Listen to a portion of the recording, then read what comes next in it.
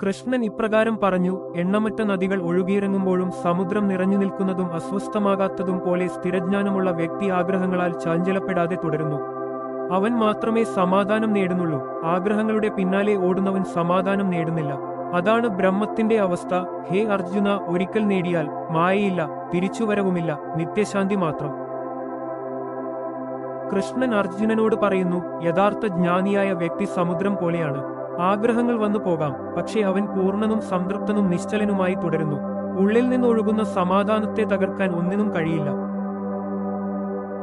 സമാധാനം എന്നാൽ ഒന്നുമില്ലാത്ത അവസ്ഥ അല്ല, ഒന്നും ആവശ്യമില്ല എന്ന അവസ്ഥ ആണ്. ഹൃദയം നിറഞ്ഞിരിക്കുമ്പോൾ ഒരു കൊടുങ്കാറ്റിനും അതിനെ ശല്യപ്പെടുത്താൻ കഴിയില്ല.